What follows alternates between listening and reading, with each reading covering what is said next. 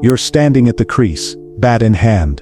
Your heart is pounding against your ribs. 90 feet away, a 6'7" giant with eyes that could freeze hell itself begins his run. He hasn't said a single word to you. He doesn't need to. You've heard the stories. You've seen what he's done to batsmen far better than you. Now he's coming for you and there's nowhere to run. This is Sir Curtly Ambrose.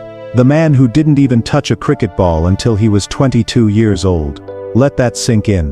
While most cricket legends were playing since childhood, Ambrose was shooting hoops and had never even considered cricket as a career. And yet, in just 3 years from his first serious cricket match, he was representing the West Indies on the international stage, terrorizing the world's greatest batsman, and beginning a career that would see him take 405 test wickets at a mind-blowing average of 20.99. This isn't just another sports story. This is the ultimate tale of late-blooming greatness that will make you question everything you thought you knew about mastering a skill. If you've ever thought I'm too old to start something new or it's too late for me, what you're about to learn will change your life forever. Before we dive into this extraordinary journey, hit that subscribe button and smash the notification bell. This channel is where legends' stories come to life, and I promise you, the secret I'll reveal about Ambrose at the end of this video is something 99% of cricket fans have never heard before. It's the kind of detail that shows exactly what separates the good from the truly great. Born on September 21, 1963, in the small village of Sweets, Antigua, Curtly Ambrose's destiny seemed far removed from cricket greatness. With his towering frame, basketball appeared to be his natural calling. The precision of his jump shot and his dominance under the backboard made him a local basketball star. Cricket wasn't even on his radar. But sometimes the most powerful force in shaping a champion isn't their own ambition. It's the people who see greatness in them before they see it themselves. For Ambrose, that person was his mother. "My mother loved cricket," Ambrose once revealed in a rare intimate interview. "She kept pushing me to try it, even though I had no interest. Eventually I gave in just to make her happy." What happened next defies conventional wisdom about skill acquisition and expertise. Most sports scientists will tell you it takes at least 10,000 hours of dedicated practice to master a complex skill. Ambrose rewrote that rule entirely. By 1985, at age 22, he was playing his first serious cricket matches. By 1986 he was representing the Leeward Islands in regional competitions. And in 1988, barely 3 years after first stepping onto a cricket pitch with serious intent, Ambrose wore the maroon cap of the West Indies against Pakistan. What explains this meteoric rise? Part of it was certainly physical. At 6 feet 7 inches, Ambrose could generate bounce that shorter bowlers could only dream of. His basketball-trained athleticism gave him a fluid run-up and delivery that put minimal strain on his body while maximizing pace. But physical gifts alone don't explain his extraordinary journey. Many tall athletes have tried cricket without success. What set Ambrose apart was his mind, specifically, his approach to intimidation. Cricket in the 1980s and 90s was psychological warfare. Most fast bowlers hurled both ball and insults at batsmen, trying to break their concentration. Not Ambrose. He chose silence as his weapon, creating an aura of menace more powerful than any words. "I don't need to talk," he once said, in one of his characteristically brief statements. "My bowling speaks for me." This wasn't just posturing, it was a calculated psychological strategy. The silent treatment, combined with his infamous death stare, created a vacuum that batsmen filled with their own fears and doubts. Many admitted later they would rather face a bowler who talked trash. At least then they could talk back, release tension. With Ambrose there was nothing but the sound of their own heartbeat as he began his run-up. Former Australia captain Mark Taylor described facing Ambrose as like trying to bat against a runaway train while solving a complex math problem. You had to be technically perfect while managing overwhelming fear. Few could manage both. His partnership with fellow West Indian fast bowler Courtney Walsh created what many consider the most devastating bowling pair in cricket history. Together they claimed over 900 test wickets, creating a reign of terror that lasted well over a decade. While Walsh was the more expressive of the two, It was often Ambrose's silent intensity that broke batsmen's resolve before Walsh cleaned up the pieces. If there's one performance that encapsulates Ambrose's supernatural ability, it's what happened in Perth in 1992. The West Indies had been dismissed for a paltry 119 in their first innings. Australia, confident and cruising at 85, in reply, seemed certain to take a commanding lead. What happened next wasn't just cricket, it was sorcery. In an otherworldly spell of fast bowling, Ambrose took 7 wickets while conceding just 1 run in 32 deliveries. Let me repeat that. 7 wickets for 1 run. Australia collapsed from 85-2 to 119 all out. Statisticians have analyzed this spell and concluded it may be the most dominant bowling performance in Test cricket history. The West Indies went on to win by 25 runs, snatching victory from what had seemed certain defeat. When asked about this supernatural performance, Ambrose simply shrugged and said he was in the zone. That zone, a place where human limitations seem to disappear, is something all great athletes talk about, but few access as frequently as Ambrose did. Even the most controlled individuals have breaking points. For Ambrose, that rare moment came in Trinidad in 1995, when Australian batsman Steve Waugh had the audacity to hit him for consecutive boundaries. Something snapped in the usually stoic giant. Ambrose stormed down the pitch, towering over Waugh, finger pointed, eyes blazing. It took the physical intervention of West Indies captain Richie Richardson to prevent what many feared would be a physical confrontation. Waugh, to his credit, stood his ground. One of the few times any batsman dared to challenge Ambrose's dominance. But Ambrose had the final word. The next day he took 5 for 45, dismantling Australia's batting and securing a West Indies victory. It was a perfect example of how he channeled emotion into performance rather than letting it derail him. Away from the intensity of international cricket, Ambrose reveals surprising depths. He married his longtime partner Bridget Benjamin, in a private ceremony that reflected his desire to keep his personal life separate from his public persona. Unlike many modern sports stars who broadcast every moment of their lives, Ambrose has always maintained a clear boundary between his public achievements and private joys. What many fans don't realize is that cricket is only one of Ambrose's passions. Music, specifically bass guitar, has been a lifelong love. His reggae band, Big Bad Dread and the Baldhead, isn't just a retirement hobby, but a serious musical endeavor that showcases his technical skill and creative expression.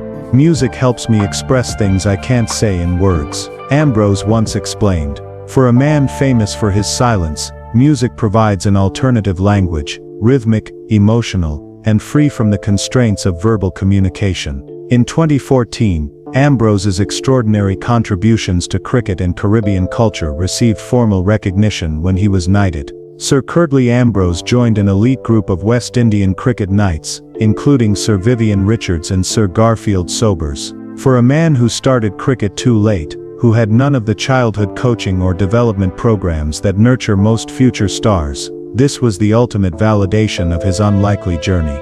It also highlighted one of sport's most beautiful truths, that there is no single path to greatness. What made Ambrose's bowling so devastatingly effective wasn't just his height or pace. It was his technical mastery, a high straight arm action that generated steep bounce even on flat pitches. His wrist position at the point of release was textbook perfect, allowing him to move the ball both ways without telegraphing his intentions to the batsman.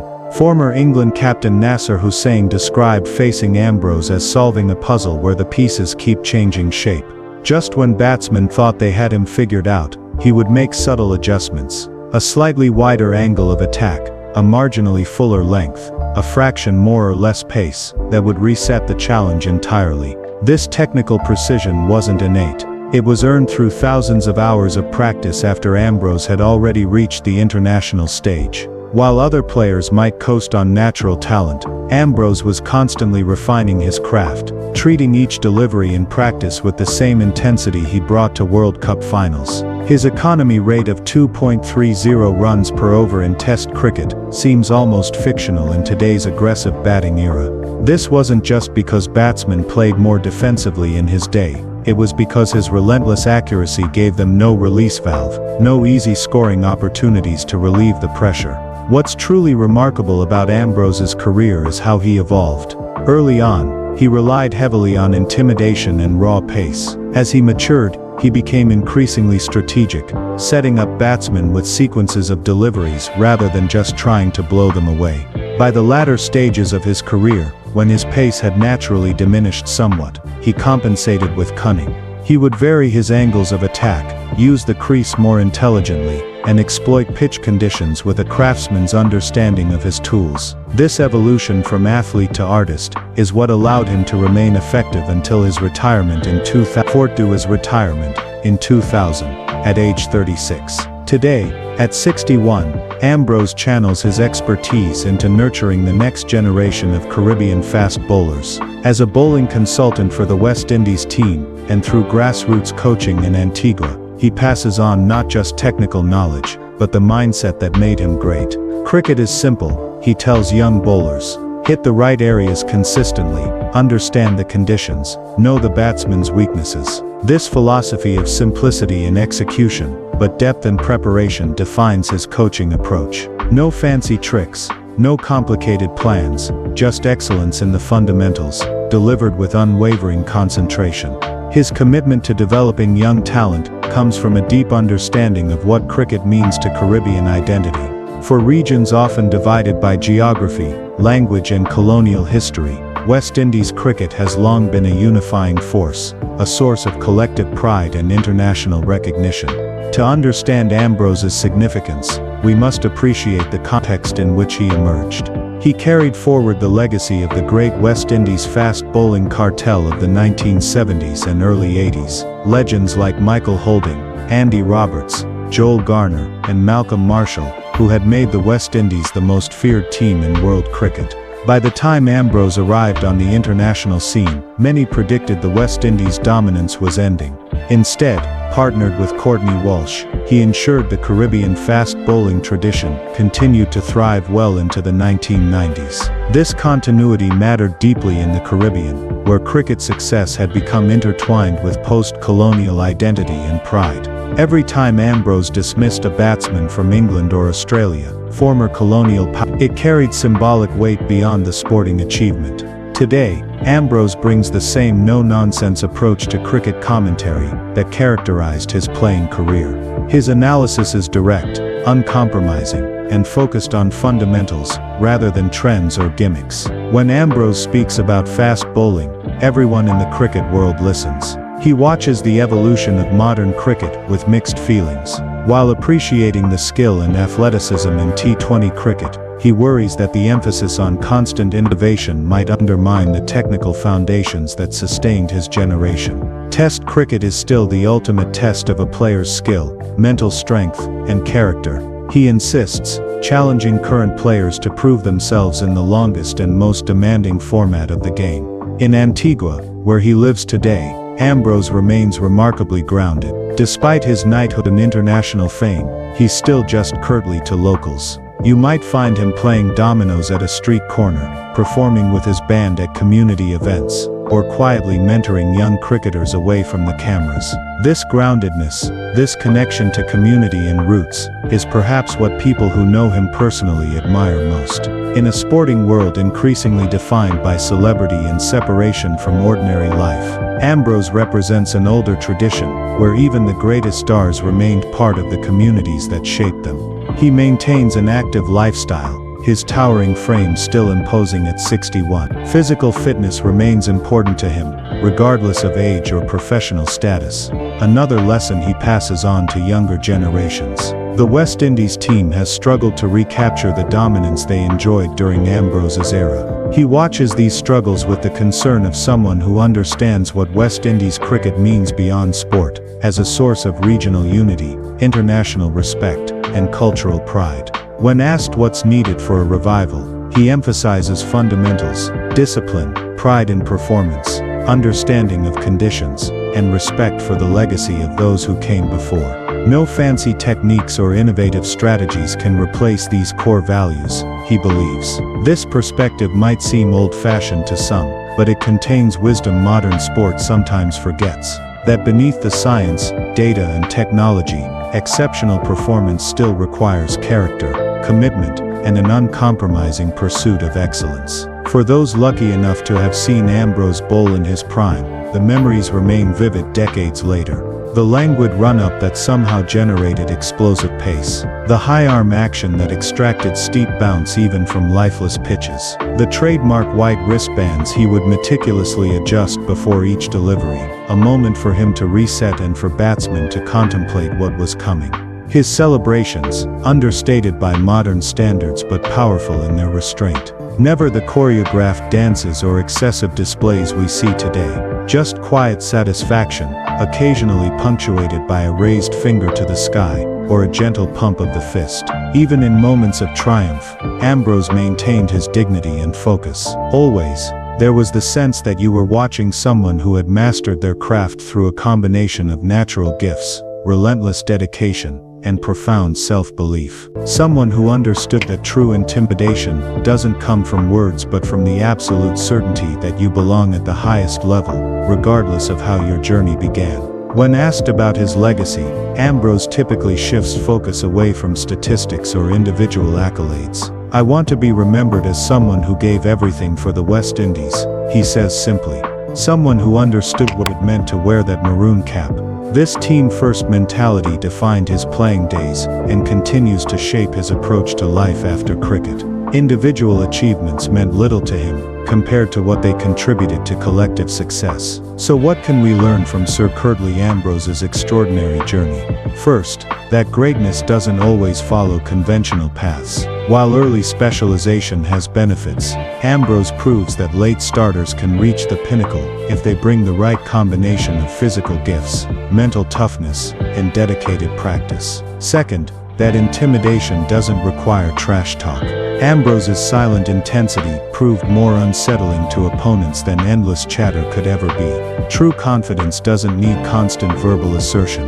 Third, that adapting and evolving is the key to longevity in any field. Ambrose's transformation from raw speedster to crafty veteran extended his career and effectiveness well beyond what might have been possible had he relied solely on his initial approach. Fourth, that behind every sporting great is often a story of family support and personal sacrifice. Without his mother's encouragement, Ambrose might never have picked up a cricket ball. Her belief in his potential before he saw it himself changed the course of cricket history. Finally, that mastery in any domain comes not just from talent, but from unwavering commitment to fundamentals, executed with relentless consistency. No shortcuts, no gimmicks, just excellence in the basics, delivered again and again under pressure. And now, for the extraordinary secret I promised at the beginning of this video. During my research for this documentary, I discovered something remarkable. Ambrose still keeps the actual cricket ball from his legendary 7-for-1 spell against Australia. But here's the fascinating part. He doesn't display it prominently, or show it to visitors who expect to see his trophies. Instead, it sits in a simple glass case in his bedroom. The last thing he sees before sleeping and the first thing he sees upon waking. Not as a trophy to stroke his ego, but as a daily reminder that on any given day, if you truly believe in yourself and execute your skills to perfection, something magical can happen. This single object, hidden from public view, perfectly symbolizes everything that made Ambrose great. Not just his athletic achievement, but his understanding that greatness isn't about public acclaim. It's about the personal standards you hold yourself to when nobody else is watching. If this story of late-blooming greatness, mental toughness, and quiet excellence has inspired you to rethink what's possible in your own life, smash that like button right now, and share this video with anyone who needs to hear that it's never too late to pursue greatness. And if you want more videos uncovering the extraordinary mindsets and hidden stories behind sports legends, subscribe to our channel now, and join thousands of you who understand that sports isn't just about scores and statistics, it's about the profound human stories that can transform how we approach our own challenges. This has been the extraordinary tale of Sir Curtly Ambrose, the basketball player who became cricket royalty, the silent giant who let his bowling speak volumes, and the humble champion who still serves the game and community he loves. A man who proves that the most intimidating force in sports isn't always noise and fury, but quiet, unwavering belief in your own ability to master your craft, regardless of when your journey began.